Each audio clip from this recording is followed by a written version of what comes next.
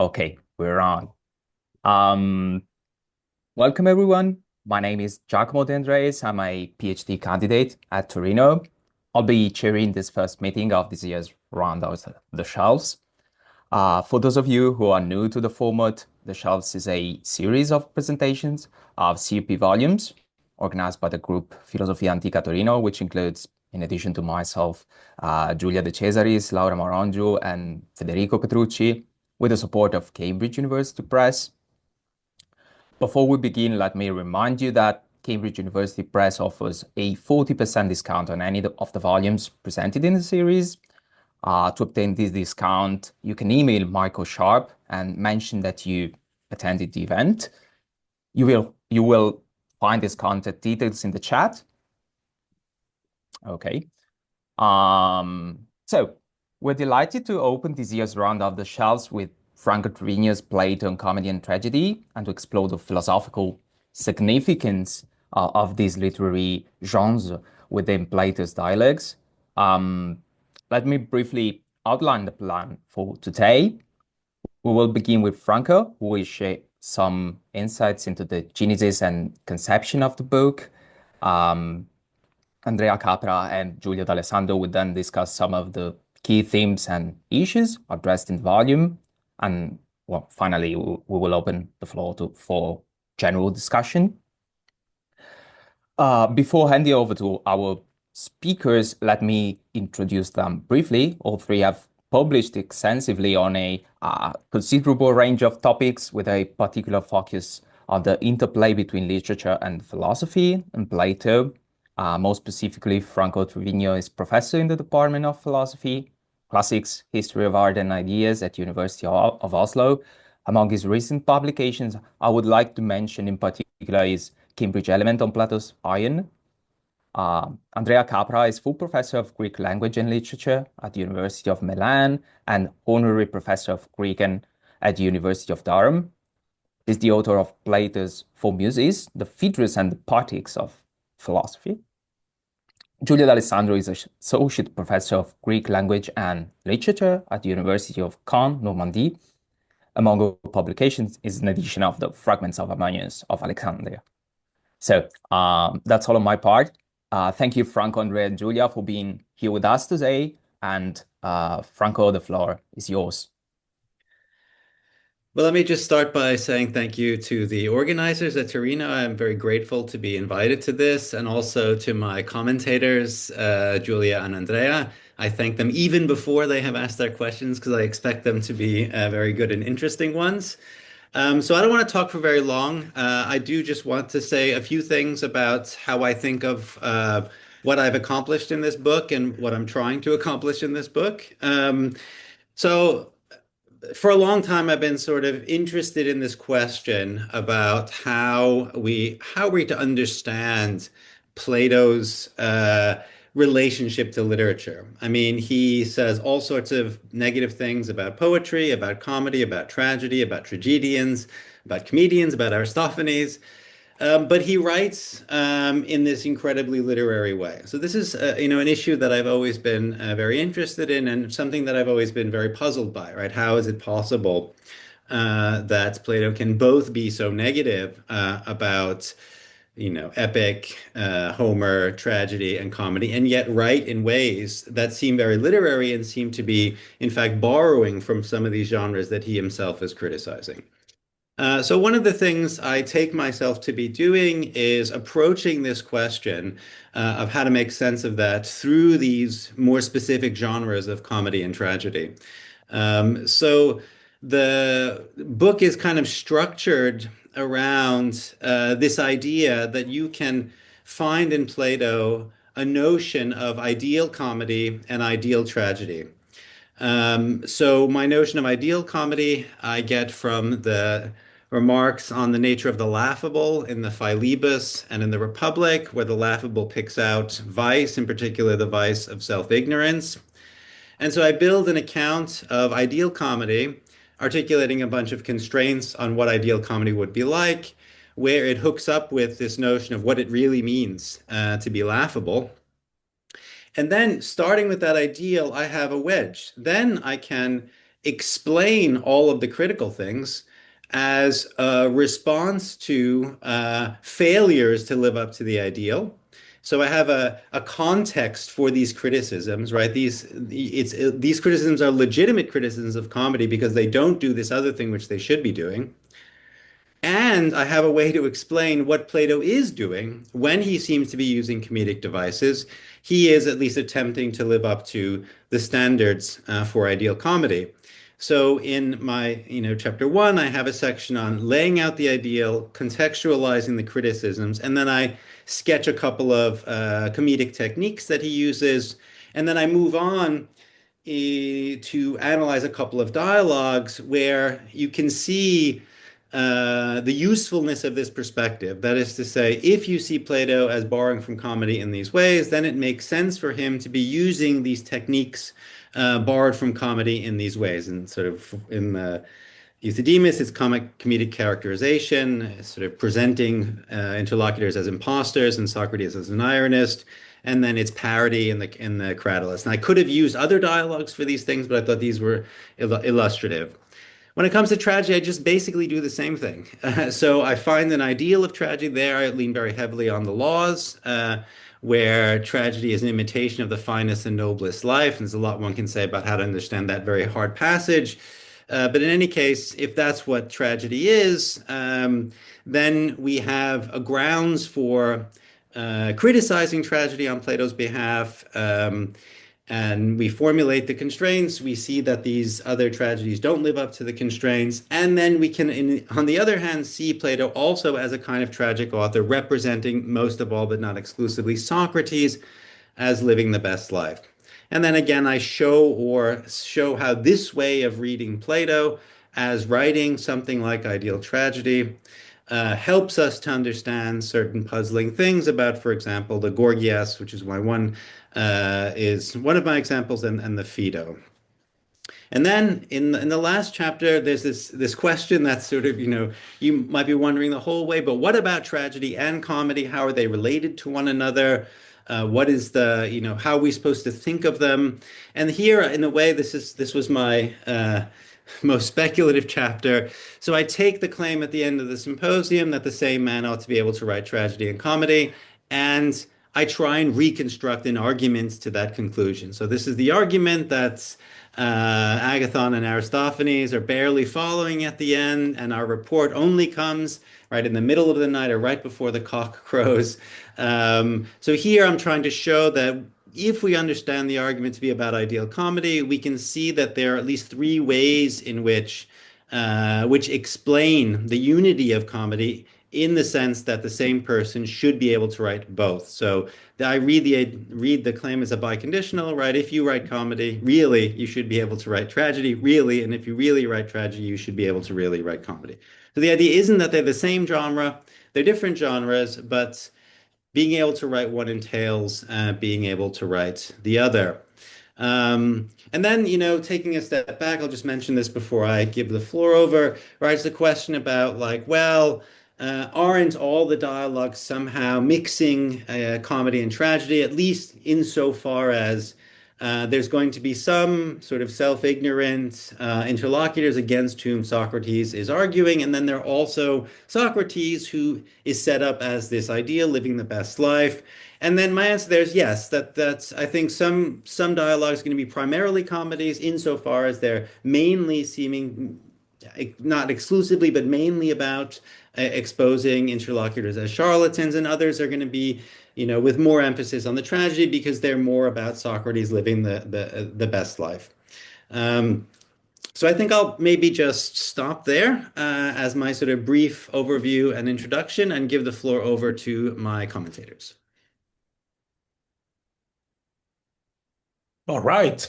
Many thanks, Franco. I think we kind of agree that Julia would start with our questions, remarks, whatever. Yes, yeah. So it's so maybe it would be helpful to explain who is watching that we have started the dialogue as follows. First, some questions about the book in general to break the ice, and then we will start with some question devoted to the comedy, which is the first part of the book, as you have already heard. And then we will move on to tragedy to conclude with a few questions on the last chapter dedicated to the symposium and this interplay between the genres.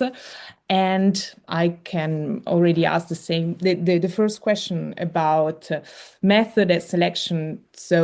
So that you let us in your atelier, in your workshop as a scholar, question about method and selection. So the very idea of this book, so we are of course familiar with your volumes and articles on comedy and with your reflection on Lauter in philosophy. And I was wondering whether you could say something more, also for the students present here. There are many of them, I think. Just to explain how one moves from a series of reflections to a full monograph. When did you have where did you took the moment? Okay, I'm going to write a monograph about it. Yeah, so that's I mean that's a good question. I mean the embarrassing answer is about 10 years ago. I mean so I mean I had the main ideas for this book I guess yeah about 10 years ago I started toying with the idea for the book. But what happened was that in my original idea, so as I presented this at the beginning, I had this big question about like Plato sort of as a writer and Plato as a critique of literature and of writers. And I thought that my book was going to like answer all of the questions, right? So I had a much larger book in mind, right? A much more comprehensive book. Because I thought, okay, there are all these big questions, and I have like sort of positions in a lot of these different things. And I think you don't really see that when you read the articles, you don't see all of the things and how they hang together. So one of the advantages of the book, and one of the things I wanted to do with the book, is to sort of bring together, right? So if you read my book and then you read my articles, you can sort of see how in the articles I'm doing the kind of thing that I show also the motivation for in the book, but then you have a kind of a bigger theoretical background for it, right? So I mean, in some of my articles, so when I am talking about imposters um, and Socrates' relationship to them, I of course mention the Philebus passage where in togeloion is defined as self-ignorance. I mention the Republic passage, but there is no time in an article to do all the kind of theoretical work to kind of build out the account. Um, so when I was working on this initially, it was like, okay, how am I going to build out this account? And then I came up with the idea of articulating particular constraints along the way as a way to really kind of, if not formalize, at least pull apart these different features that needed to be satisfied in order for comedy to play the kind of role that I think it's supposed to be playing if it is in the end something that is going to represent or imitate things, agents that are genuinely laughable. So I don't know if that fully answers your question. That gets sort of a way into how I was thinking Yes, when I I started would the have book. a follow-up question, and then I think Andrea would definitely pose another question. So turning to your working process, so how did you choose the dialogue? So how did you do the selection, like the dialogues to work on? Because there is the Cratylus, Euthydemus, Gorgias, and Phaedo, but what is a natural selection, or did you have practical constraints such as space? Did they play a role, or is there another dialogue you would have liked to include, but you didn't manage to, I don't know, the Ion, for example? What you can say about it, or do you have something to say about Yeah, it? I mean, so it's a good question. I did, in fact, go back and forth, especially in the comedy section. I mean, in a way, I sort of, from the beginning, had sort of settled on the Gorgias and the Phaedo. Um, because the Gorgias, I mean, I have published on this before, and it also is very specifically and explicitly taking up and engaged with a particular tragedy, Euripides' Antiope. So it was really perfect for sort of what I wanted to do in that chapter. And then I had this idea that I really wanted to do the Phaedo because the Phaedo is also very explicitly engaging, at least on my reading, tragedy. It's sort of constantly saying something like, this isn't that kind of tragedy, right? Socrates is going to die, but it's not this kind of tragedy, right? I felt no pity right? Because Socrates was happy on his last day, right? So there's all these ways in which I feel like there's explicit engagement in the Phaedo with tragedy, and you get this kind of like here are two tragedies, right? Here's the kind of the sort of conventional tragedy, and here's the Platonic tragedy, and like we're encouraged to read the Platonic tragedy and kind of reject the traditional tragedy. But when it came to the comedy stuff, I was really in doubt. I really, I mean, the Ion, I really wanted to include the Hippias Major. I mean, the Mhm. Hippias Major is the one. I mean, I have an article on this in OSAP, and I really want to do the Hippias Major, but I just felt like the Hippias Major. I didn't want to include another thing that was something from an article that I had already published. So that was one of my considerations. So, and I hadn't published something on the Euthydemus and always wanted to. So I sort of had always wanted to do something with the Euthydemus. And the Euthydemus is fascinating, and it poses special problems for my kind of reading, I think. So, in a way, because it's especially challenging, it's not ideal. But I think maybe, I mean, I think probably Hippias Major would have been more ideal. That has its own problems, and some people don't think it's by Plato, which of course would be a problem. But because you get like Socrates refuting refuters, these guys are just like him. You have all these comparisons. Hippias, Euthydemus is very difficult, but I think it was in the end what worked out. I hope anyway. I think it was sort of rewarding choice because then I got to engage in all this stuff in the Euthydemus, which I had actually really wanted to engage in. Right. No, no, I'm very happy you did the Euthydemus, to be honest. And take the opportunity just to say that I'm very happy to be here discussing the book. So thank you. And I'm sure I'm speaking also on behalf of Julia. This was super enjoying. I really love this book. And yeah, well, I'm very glad that you eventually opted for a monograph because, in a sense, you did what Plato didn't. So from the very beginning, you say that you have to, analyze bits and pieces from different dialogues. And what I like about the book is that, yeah, the whole image is both detailed and clear and concise. I think that the job you do with the constraints, both as regards comedy and tragedy, is super convincing.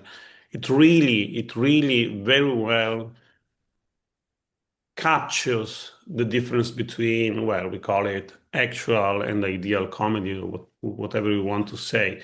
But just because it's a difficult work to do, then the question I've asked myself, and I'm now asking you, now that I have an answer, why do you think that Plato's discussion of these things, given that, I mean, for once, the result can be really, consistent, regardless of whether it's late works, early works, if we believe that sort of thing, but most people do. So why do you think it's so sparse in terms of what Plato says and actually writes? Is there any reason for that? We have to, do all of that job of reconstruction in a way that's probably more um, kind of time consuming, brain consuming in other cases. It's always a bit like that with Plato, but I think that for this specific argument, it's more than usual.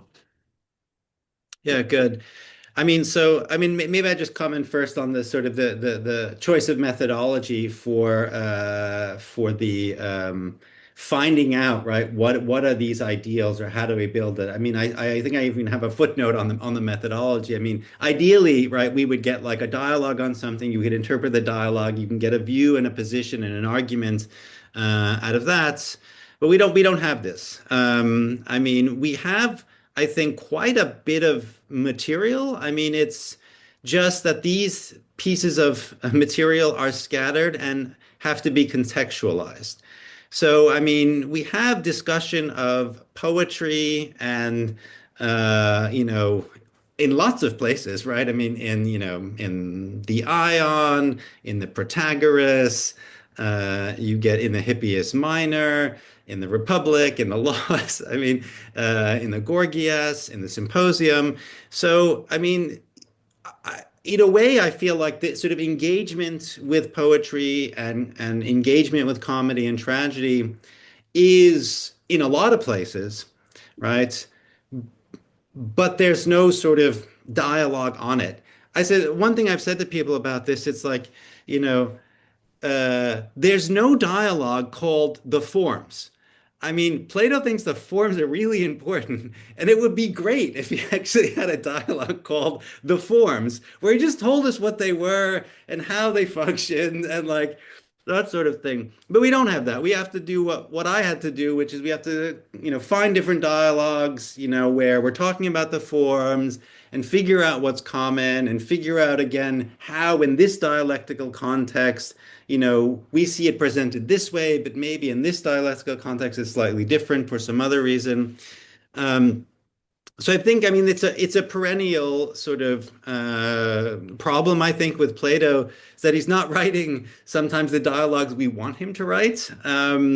But but I still think that, I mean, because there's some consistency. I mean, I say also in the beginning that, I'm doing work that sort of spans, the apology to the laws. So, right. So all of Plato's career. And I'm sort of not trying to make or tell a kind of developmental story about like he started here and then he ended there. So I'm trying to pull together some dialogues that are at least plausibly written in different periods and have certain kinds of different commitments.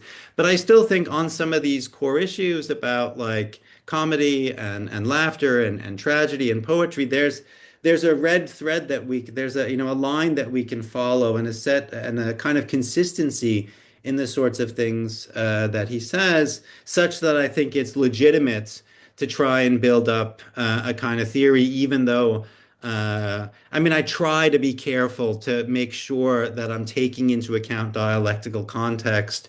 I mean, in the laws in the Republic, in a way, it's a little bit easier because there you have like the context is moral education, and so there's the specific roles they're going to play, and that and there are people who are supervising. So there, I think it's in some ways a bit easier to find a content that you can set in the kind of context I'm looking to set it in. Yeah, yeah, yeah. One might be tempted to say and to think that possibly the things Plato cared most about are the ones he doesn't have a specific thing on, like the missing dialogue, the philosopher. The philosopher, Don't right? have that. Exactly. Don't have the forms. We don't have, Yeah. comedy and tragedy. So that might mean something. I mean, you never know. It might be the case.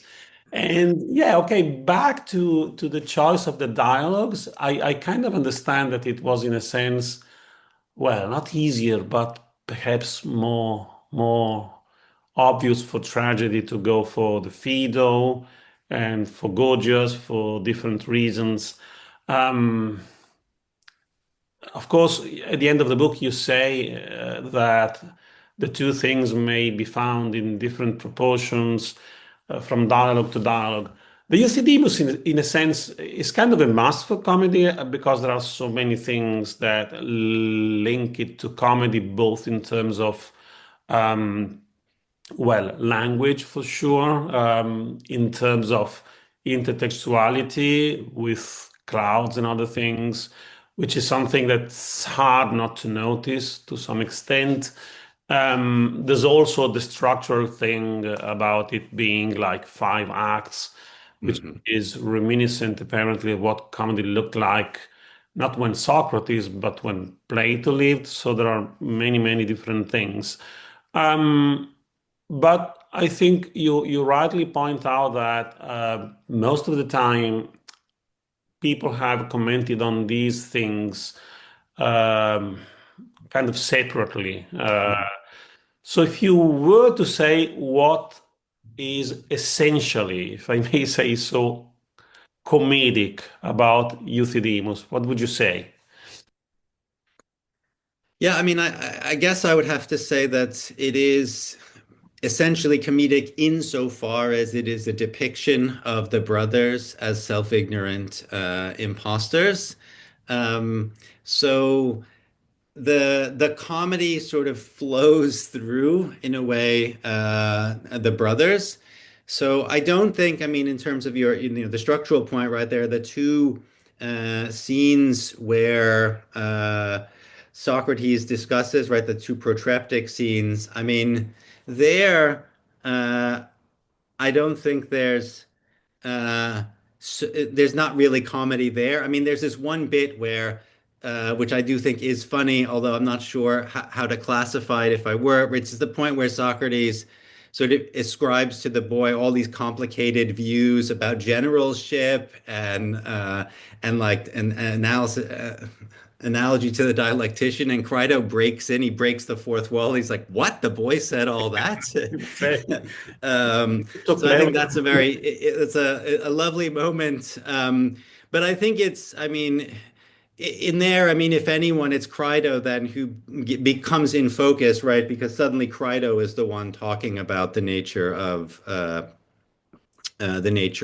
dialectic and the nature of generalship. So he's drawn in there. But I mean, so when I say these dialogues are comedies, I mean, and as you point out, I agree that they're also, to some extent, tragedies. So to be careful, I want to say, they're comedies to the extent that they're depictions of the sort of self-ignorant foolishness, the laughable vice of the brothers, but they're tragedies to the extent that they are depictions promoting the sort of the noble philosophical life of Socrates. Even though I recognize that there is some worry there, I think expressed in the Euthydemus, which I think is partly comes out of the structure, right? Socrates is this noble leader of philosophical conversation in the middle sections, but he kind of gets drawn into all these absurd things in the outside section. So, how do we keep, this persona, which is supposed to be both of these things at once, right? The ironist who sort of goes along and praises and plays along, and then this sort of more serious um, leader of others in philosophical dialogue. So I think there's a problem there. But I mean, your question was more narrow, so that was how I would define the essence of the comedy in terms of the characterization. Yeah, right, perfect. Yeah, something now about, the versatile way in which Plato kind of appropriates comedy. Long ago, I wrote a book on Plato's Protagoras, and I distinctly remember that I was really, I like both the Euthydemus and the Protagoras. Which should I do? Then I can't remember why I opted for Protagoras. But I remember thinking, in a sense, they look the same to the extent that they both very comedic. They clearly draw on Aristophanes. There are so many things they share. But then in the one dialogue, the Protagoras, Socrates seems to be doing everything in his power to overcome the sophists, dialectically speaking. In the Euthydemus, where at some point reference is made to the fact that the two brothers are the sort of, people deriving from Protagorean background. Socrates doesn't do anything like that, except for some moments, and I very much like the fact that you single out moments in which some really important things to Socrates are at stake. And this is where Socrates takes the effort to try and refute something that he doesn't do on other circumstances throughout the dialogue. Why do you think we have these two kind of opposite ways of addressing the sophists? Yeah, good. I think that's a really interesting question. I hadn't really thought very hard about it in those terms, but I mean, I see exactly the distinction. And I guess what I would want to say is that the I mean, the brothers are explicitly tied to Prodicus in the about sort of the correctness of words in an early passage, and to Protagoras, especially when they're denying the possibility of contradiction um, and of false speaking. Um, so part of what I see, so there's a dynamic there, there's a relation. And part of what the brothers are doing are kind of enacting a practice of arguing and refuting, whose kind of theoretical underpinnings are gotten from these other guys. Yeah. So in one sense, he's meeting both of them on their own turf. So meeting Protagoras on the turf of theory, and interpretation of poetry, which we also get in that, right? So we get this competing interpretations of the Simonides poem, these competing views about the nature and unity of virtue and all this stuff. Um, Whereas in the Euthydemus, the competition is more at the level of practice and argument. And so I think one of the things we're supposed to see that Socrates is better at both of these things.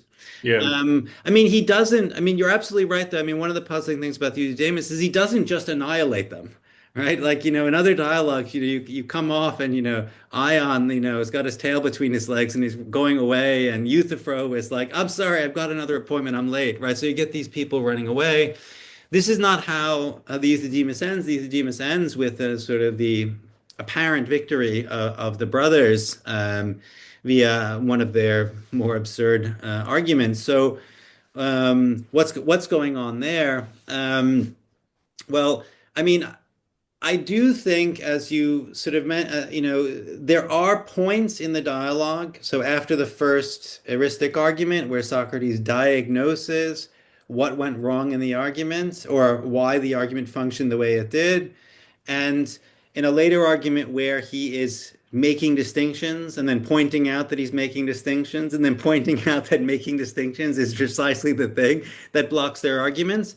And then he just gives up his distinctions and the argument goes through. And we see that later when he's up again, he sort of is about to make a distinction or doesn't make a distinction or gives up a distinction. So I think sort of the refutation there is more subtle. It comes both via his displaying argumentative strategies for avoiding being refuted by sort of arguers of this heuristic kind, by his explicit sort of diagnosis that comes after the initial argument, where it's about whether the learners, whether the wise or the foolish are the learners, and then also, you get a kind of straight refutation when it's about the impossibility of refutation and false speaking. There, you get something that looks very much like the kind of thing you could Yeah. have seen in the Yeah. Protagoras. Yeah. Yeah. Of Um, course. But yeah, it's an interesting one. Sometimes I wonder if it's to do with Plato's notion of the incurable. So the two brothers, in mm, a sense, are incurable, aniatoi. And so with these people, at some point, yeah, you might do the job for the reader, for the audience, the whatever we want to call it, whether the dialogues were performed or read or whatever. But then there's no way you can actually bring these people to their best senses because they're beyond healing in a sense. I don't know, but I wouldn't. mean, it's an interesting point because just, I mean, just a small point. I mean, at some point, Euthydemus blushes. Dionysiodorus seems imperturbable, but Yeah, that's true. Euthydemus looks like he might be sort of someone Yeah, who can be yeah. moved. Yeah. Yeah, that's a nice difference, and we know that blushing has that kind of connection to being, still open to cure or other things. But yeah, Julia, over to you. Sorry, I'm talking too No, much. no. I was enjoying your dialogue, which was really interesting. So I pick from where a bit for little bit from where Andrea has left, and I had a general question, but that puts together comedy and tragedy. Today there is much discussion in scholarship about and also sensibility about what performance and the context of the performance, which texts were staged. Of course, comedy, tragedy, Homer as well. They were performed, and Plato is famously very critical of them. To what extent do you think that the performance was a problem, alongside, of course, the content of the tragedies and the comedies was was influential in order to shape his critique.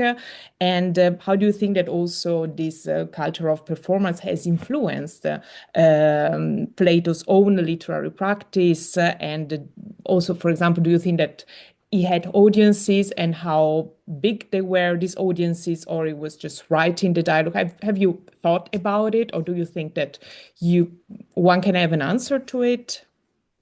Yeah, good. I mean, these are really interesting questions. I mean, some of them I think, we would love to have answers to, but it's really hard. Like, to what extent were the dialogues performed? I mean, I think we have some indications. But then even then, like I mean, were they acted out or merely Yeah. recited? How many people were there? Was it just the Academy? Were they public events? I mean, these are all really interesting questions. I think we can speculate, but I think I mean, unless we find some new papyrus that has some decisive evidence somewhere, I don't think we could really say for sure.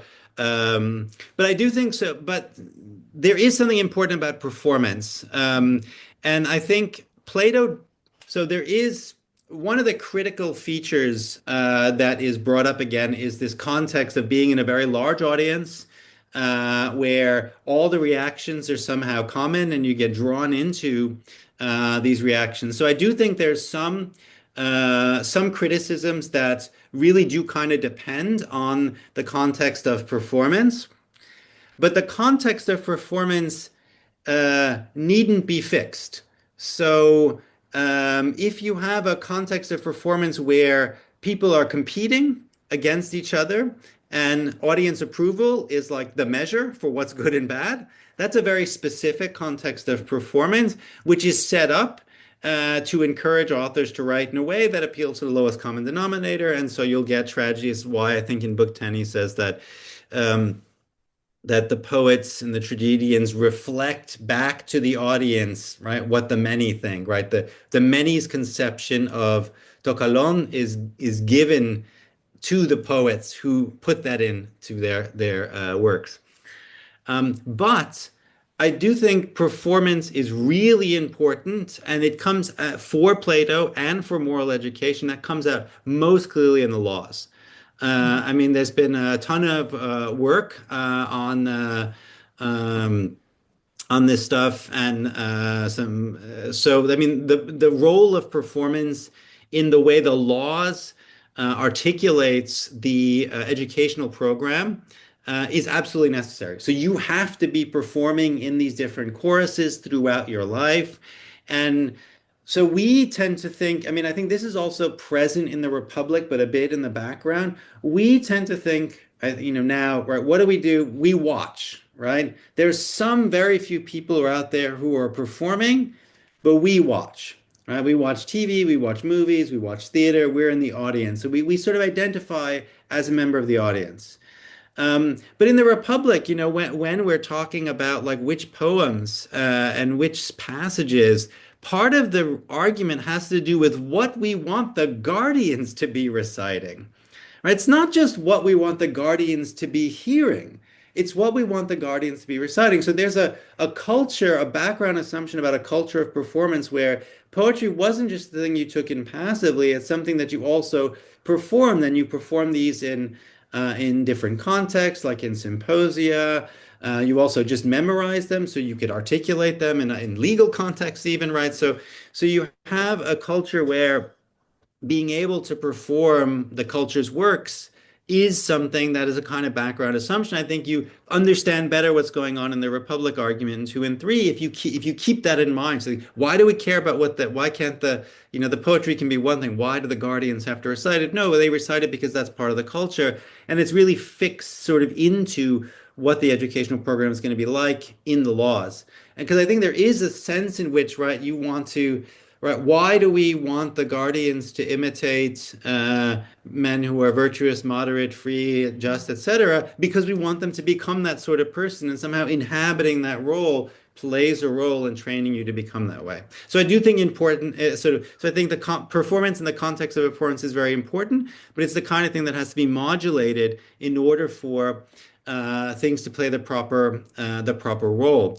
Now, when it comes to philosophical dialogues, you could think, well, can we perform the Republic or the Gorgias, when you have like Callicles and Thrasymachus, right? Do we want people inhabiting the role of Callicles and Thrasymachus when they're performing, or do we want them to be sort of just recited and told? I mean, in such a way that there's a kind of distance between the person describing and what the person is saying.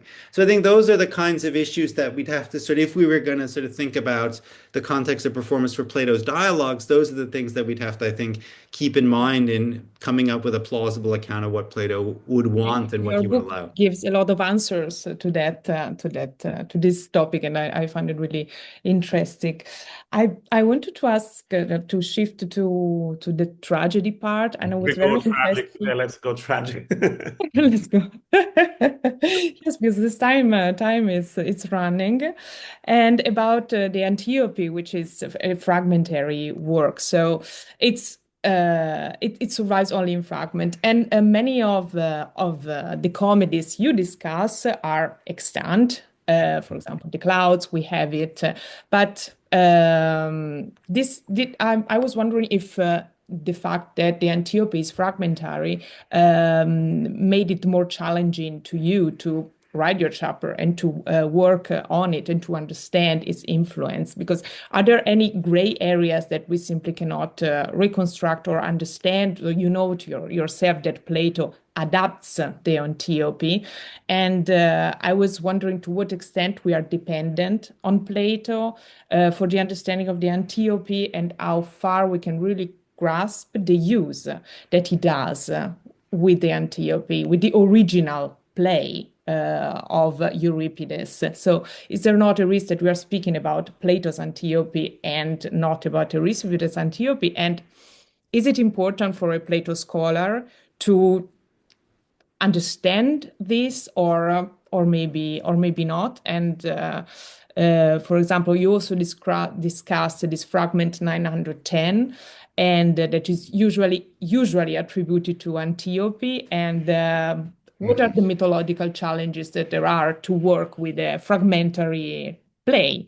And I was Yeah, wondering. good. No, I mean, of course, it's challenging because if you're going to say something coherent about how Plato adapts a text, you need to have some idea about what the original looks like. And this is also a lesson from the stuff I say about parody, right? You can't really understand what a parody is doing unless you have some idea about what the target text is doing.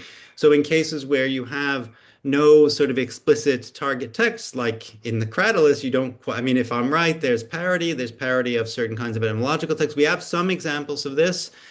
So we have something to go on, but we don't have like a treatise or something along those lines to go by. So of course it's a challenge, and then there's the other aspect to your challenge, which is again quite right. That's you might be, because some of the source for these fragments is the very text that you're looking at. You might end up with a version of the tragedy that's wrong or misleading. So these are challenges. I mean,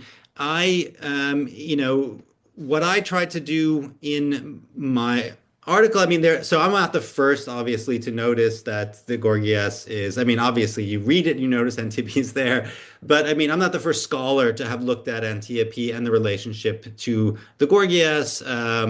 So Andrea Nightingale has done this, and others have done this. So I had some precedents for looking at what is going on here.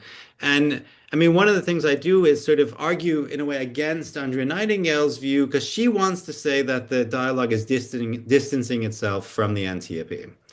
And, you know, and there, right, where the debate is between the practical life and the musical life or the intellectual life, right, not the philosophical life, but it seems like there are some really core features of Socrates' own argument, which seems to be actually gotten from the Euripidean original, right? And so, I mean, if that's right, and of course you have to take this kind, I mean, this is the kind of argument where like, am I 100% sure that no, I mean, obviously not. You can't be, right? You just have to say, okay, this is my best version of what this text originally looked like. And because I think that you see, right, some of the key arguments about, for example, how the intellectual is actually a better friend to the city than the political person, right?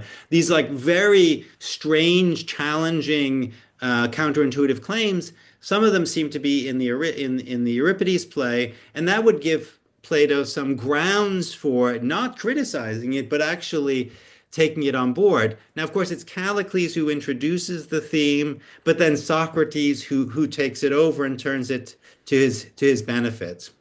Now, one of the things I say about the play on the basis of these things and on the basis of these fragments is that it's a question about who wins the agon in the tragedy. And I think that because the mute speaker seems not to have won the tragedy, and it looks like the representative of the political life is the mute speaker, you have a good reason to think that. So that's a sort of that was in a way my first step in thinking about how I'm supposed to understand the Antiope. Who wins this debate? It looks like actually it's Zethus, right? Or Amphion now. Sorry, I sort of misremembering my. It is Zethus, I think, right? So, so I think so once you have sort of that in place, right? The terms of the debate are the same. The intellectual wins. Then that gives you a sort of a ground for arguing that it is in fact an adaptation rather than a parody. It's not rejecting it, but rather adopting it. And so you think that Plato chose to use the Antiope for the Gorgias, given also this paratragic and somewhat intellectual character that might have seen something that is also akin to the style of Plato, which is blending genres one with the other? What do you think is? Yeah, that's interesting. It's Amphion, by the way, not who Socrates identifies with, not Zethus. Um, um, I mean, that's a really interesting question about lesson. I mean, Euripides is an incredibly interesting author, someone who mixes comedic elements into his tragedies, who's constantly sort of genre bending. Um, I mean, I'm not sure. So if Plato was looking for a kind of example of someone doing that, I mean, he could have looked to Euripides.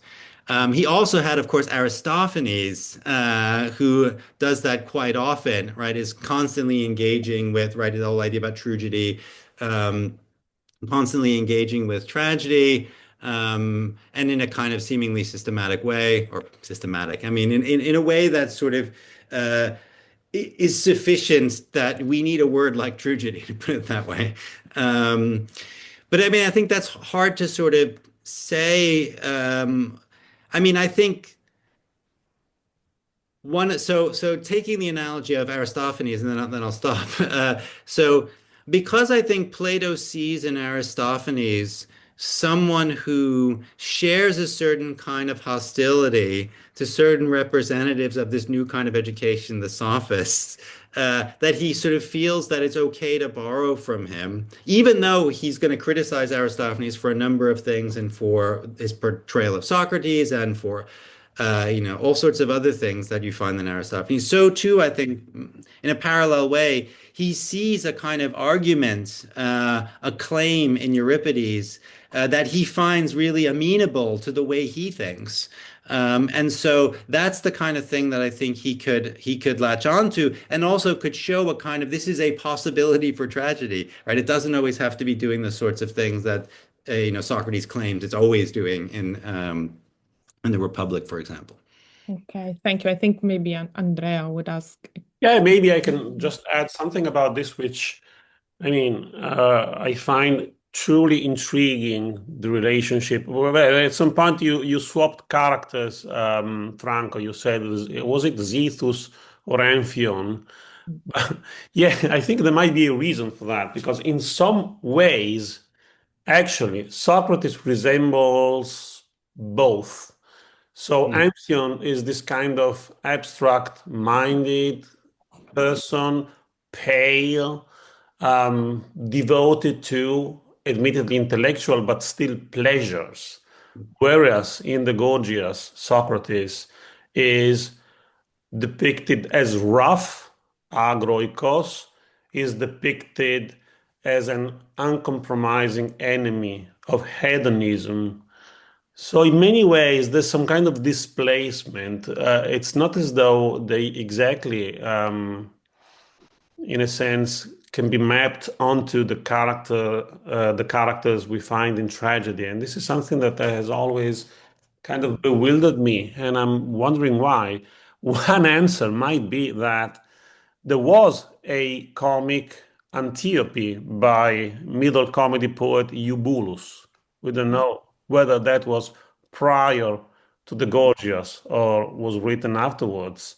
But maybe that was an area where Plato actually could see um, the potential for being tragicomic or comic tragic or whatever, that sort of story. And that's perhaps why he kind of blurred a bit the contours of the characters. That's just a suggestion.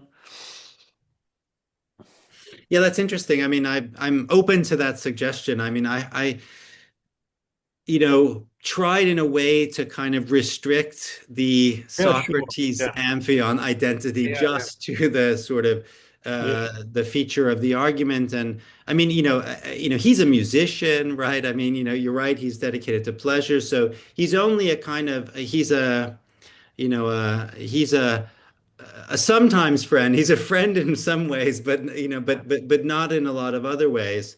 Um, so I mean, they take on these. I mean, but this is also they take on these roles right explicitly, right? Let me answer you as right, just as you. So they and I think there's the fraternal aspect is also pretty important for the dynamic between Callicles and Socrates, which is somehow both extremely hostile but with this kind of, with somehow they sort of talk to each other as though they might have been friends or they could have been friends, but they're not.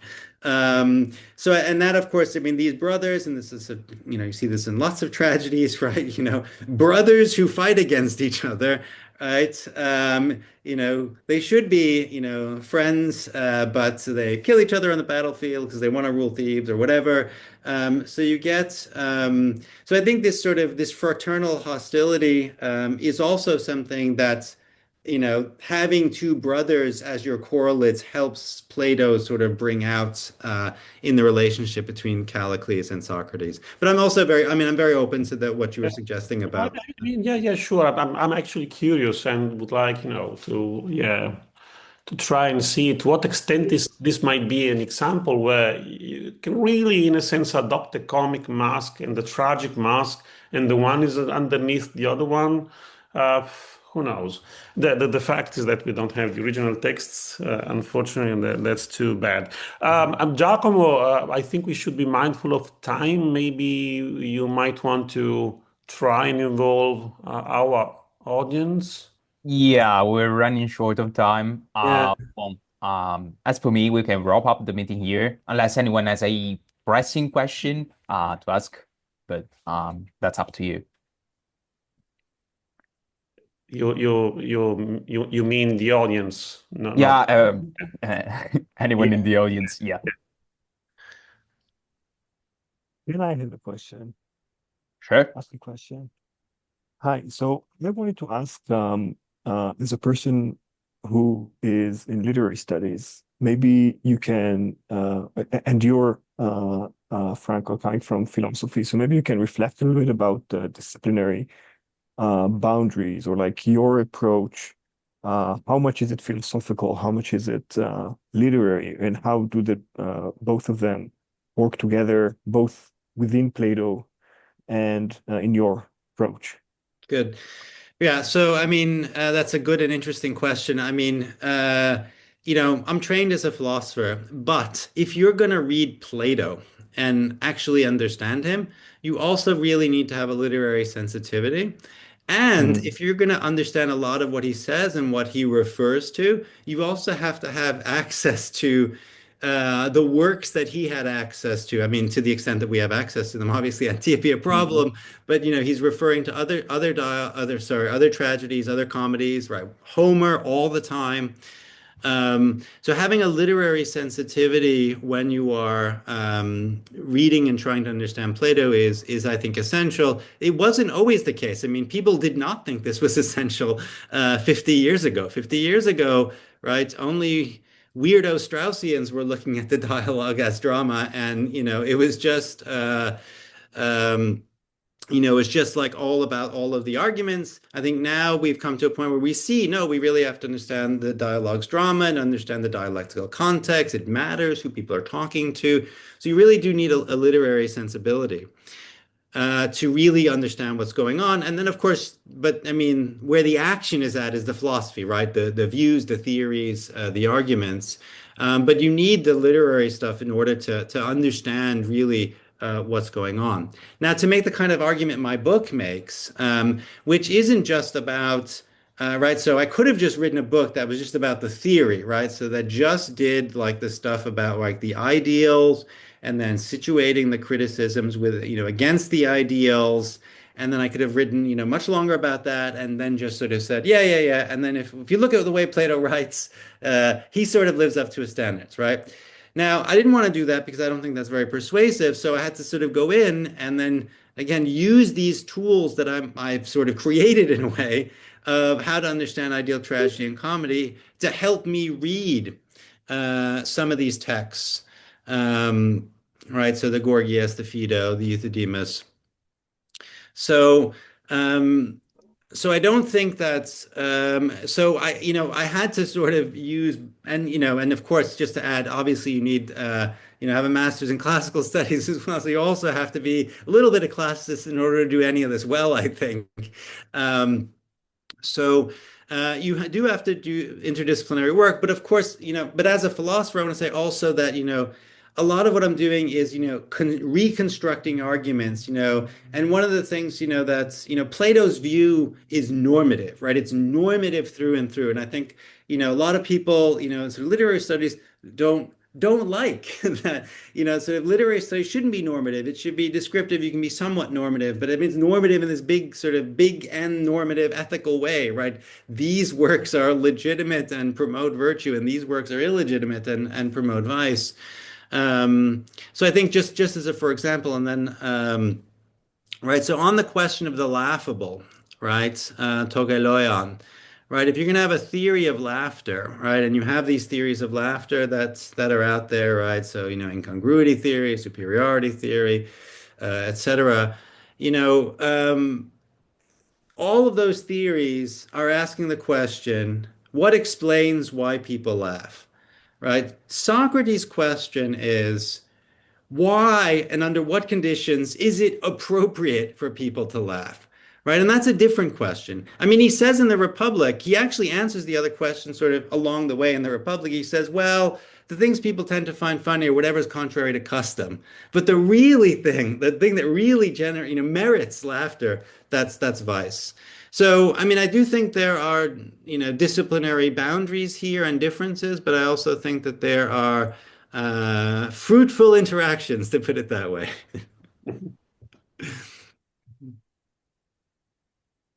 Can I cut in and I'm so sorry. I just have to ask the through line so you can finish off in a flourish. Can, I just want to say, Franco, thank you. But you said you want to deny the biconditional, right? That you can No, I either want to be a deny identity. I accept the biconditional. I want to deny identity. because well, what you wanna you deny identity, is that right? Yeah, yeah. That one can. I was going to say, so like, what is it, the one subject that both a tragedian and a comedian should be writing about? The Platonic answer. That's Yeah, all I. good. So yeah, so that's, I mean, that gives me a chance to comment on the symposium, which thank you, I appreciate. So so the core or the, I mean, I say there are three ways, three ways of understanding the unity of comedy and tragedy. But your question is really about the sort of the content. So what I say is that, part of why I think they're epistemologically unified is because I think that on Plato's view, in order to know something, you also have to know its opposite. Right. So you get evidence for this all over the dialogues that, that if you, and that's because, knowledge sort of has a domain. And so you're going to know sort of the good and the bad within that domain. And that's the same is true for virtue. So if you know what virtue is, you know what vice is. And so the thing that I think the reason that we have the biconditional, right, is because if you have the knowledge sufficient to write comedy, that is, if you know what vice is, then you also have the knowledge sufficient to write tragedy because you know what virtue is, and that's what unites them is that they take on sort of both sides of the ethical scale. So virtue and vice are, in a way, the appropriate topics of tragedy and comedy, respectively, because to be laughable is to be bad, vicious, to have vice, and to be worthy of emulation, right? To live the best and noblest, the finest life, that is to be virtuous. So it is unified insofar as they're both about, to put it that way, ethics. Thank you. Sorry. Yep. Thank Oh, I appreciate the question. Thank you. Thank you. There's one question in the chat. Maybe I'm gonna read it and then we bring the meeting to a close. So thank you very much for the book and for the discussion. Is it possible to sum up the role of the Cratylus in Franco's reading? If I understood well, it is one of the dialogues you mentioned in the book. That's the Yeah, question. good. So the Cratylus is there to illustrate the value of seeing a dialogue as employing the technique of parody. So I think Plato uses parody in a number of dialogues. The Cratylus is one where the parody takes up. It's sort of like the Menexenus, where the parody is most of the dialogue is the parody.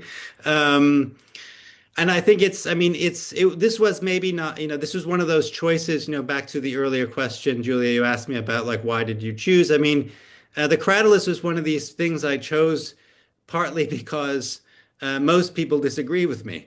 So it's the harder case to make in a way. But I think if I can make this case, I think it has important implications for how we understand the dialogue as a whole. But its role sort of, so, given the way I structure the book, right, the role it plays is illustrating a specific comedic technique of parody, which exemplifies how Plato employs ideal comedy. Um, and then I think again, it generates this reading a number of philosophical theses, and that you can get if you understand what I argue, the mechanics of the parody. And this gets back to what I was saying in terms of like the Antiope, right? You have to sort of have some sense of what the original is in order to understand how the parody works. And you also have to have some understanding of how parody works and how parody was thought to work in ancient texts. So I, use example from Aristophanes to sort of show what parody is supposed to look like, and then show how we get very similar sort of thing going on in the Cratylus. Thank you. Thank you very much for your answer. Thank you. Thank you. Let me just thank our speakers once again, Franco, Andrea, and Julia for today's job, as well as all of you for attending today's meeting. Well, I hope you enjoyed the presentation as much as I did. Before we log out, let me remind you that Cambridge University Press is offering a 40% discount on Franca's volume, and to obtain the discount, you can just email Michael Sharp. That's all for today. We hope to see you next Thursday for the presentation of another beautiful CUP volume, this time on Galen's writings on Plato's Timaeus. So, thank you again, and bye all. See you. Thank you so much. Thank you all. Thanks, Andrea. Thanks, Julia. Thank you. you. Congratulations on the book. It's really Yeah. great. Thank you. Thank you. Thank you all Thank for the organization. Thank you.